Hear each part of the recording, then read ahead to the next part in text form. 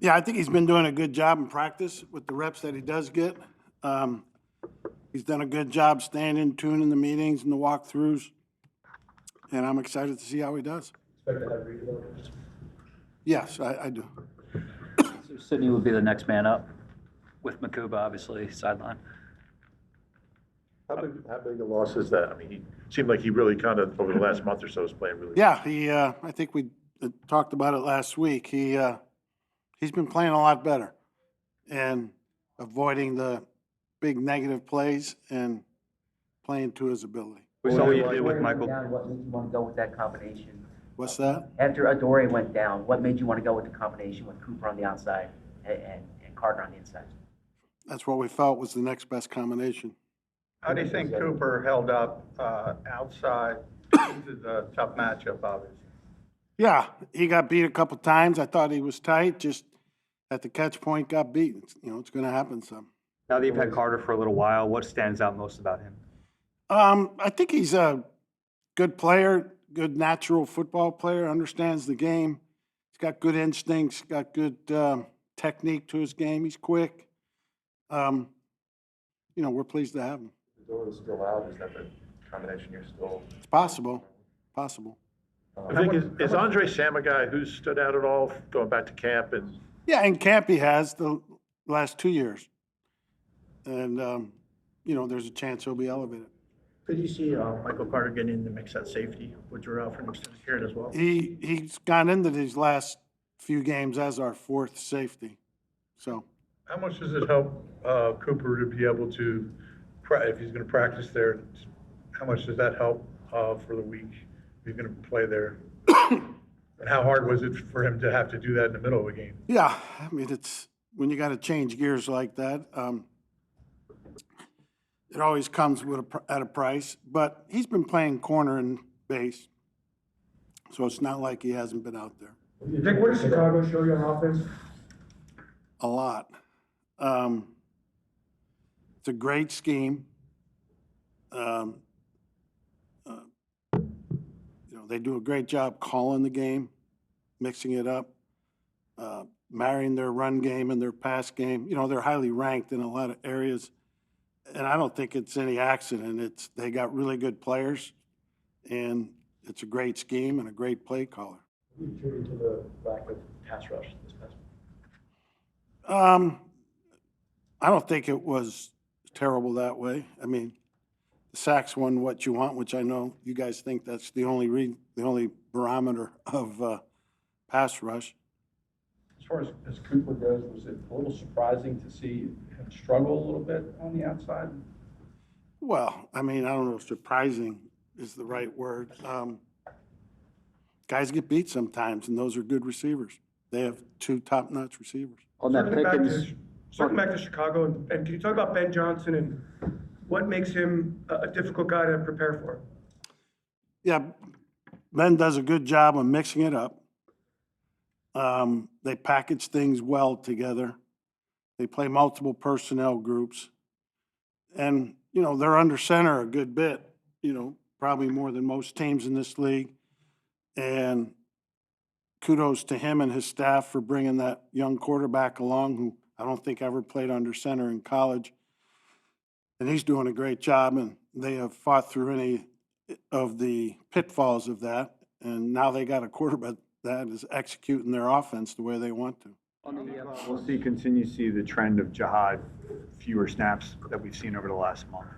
Yeah, Nakobe's playing very well, and he deserves to be in there. What makes Mukuba such an effective blitzer? He's got a good feel for it.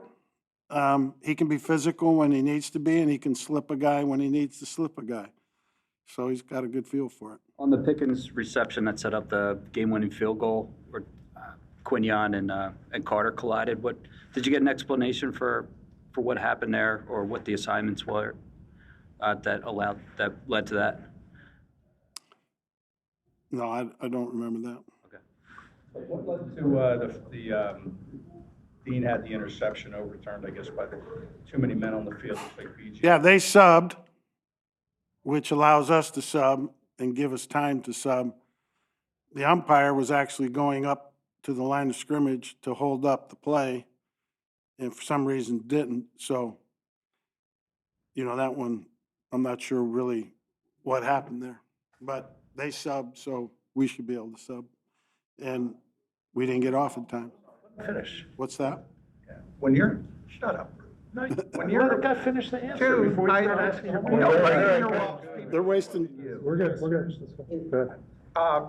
When it comes to calling a game, when you have a quarterback that can extend plays like Caleb, how much does that change things for you? Yeah, it's an added dimension to their offense. We've talked about how good their offense is. And now with him, there's going to be plays where you have to defend a second play that he's creating with his scrambling. He's high-level scrambler, and he's strong, he's fast. He's got good instincts when he's scrambling. It's tough. How long you lined up inside for 2 snaps? And it's not a look you've had with 3 edge guys on the field since early last year. What was behind that, and is that something that can grow? Yeah, we could play him in there more. And what was behind that? Just, he can rush pretty good from in there, and we were playing a lot of plays, and guys needed a break. Do you remember the last time you coached a game on a Friday? Yeah, 2 years ago. Which game was that? Miami, the Jets. Oh, there goes my question.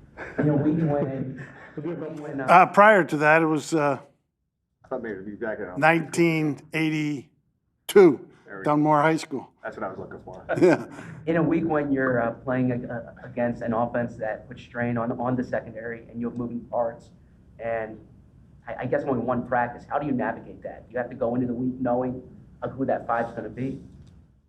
Yeah, but I mean, you always have to be ready for adjustments. You saw it the other day. We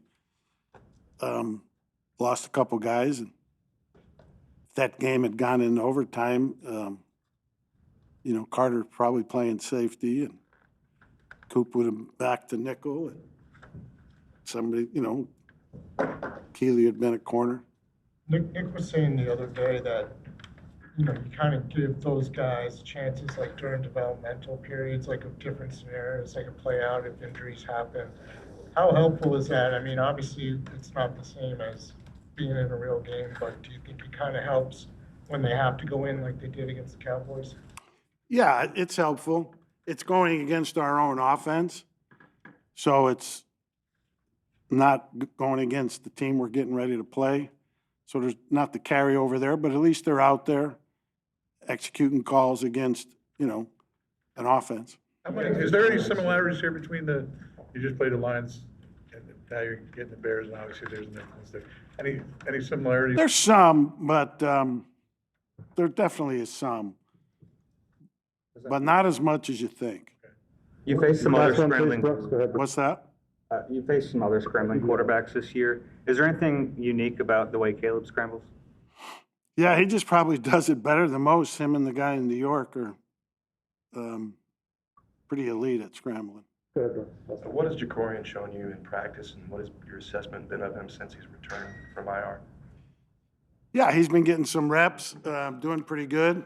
I don't think we're going to truly know until he gets out there and has to play. All right.